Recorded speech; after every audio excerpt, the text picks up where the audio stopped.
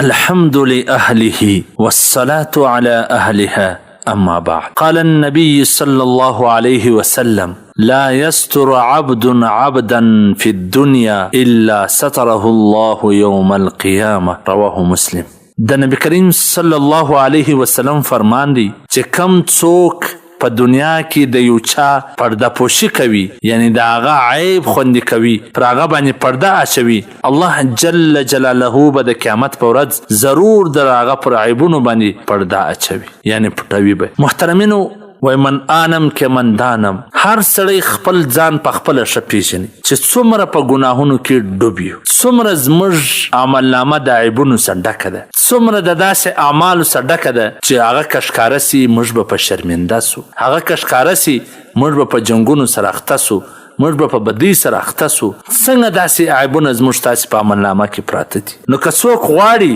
چې دغه د دا عیبونه چې څنګه په دنیا کې پټ دي، دا دغسې د قیامت په ورځ هم الله پټ کي، الله یې نه کي ښکاره، نو دغسې دغه سړي ته کول پکار ده چې د بل مسلمان عیب او پرده پټ کي.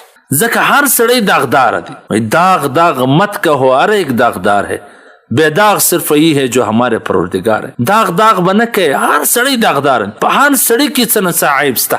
بے داغ خو هغه څوک دی کوم چې زموږ پروردگار. نو د بل چا پرده اخیستل، د بل چا عیبونه ښکاره کول، گویا خپل ځان رسوا کول دي. د نبي علیه الصلاة والسلام فرمان دی چې په کور کې به ناست الله به رسوا کړي. نو پکار دا ده چې موږ پر میډیا، په مجلسونو کې، په خپل علاقو کې د نورو عیبونو ښکاره نه کړو. نن غواړي او تراسه پلانې خدای کړي، پلانې خدای کړي، پلانې خدای کړي دي، بس خبر سوی نه بیا د نور رسولی وي. نو د نور عیبونه پټول، گویا خپل عیبونه د قیامت په ورځ پټول دي، او په دنیا کې خپل ځان د رسوایي څخه ساتل دي. والسلام. قدرمنو اوریدونکو، تاسو د محترم الحاج مولوي عبدالرحمن صمیم صاحب و سهرنی نبوي حدیث ته غوږ واست.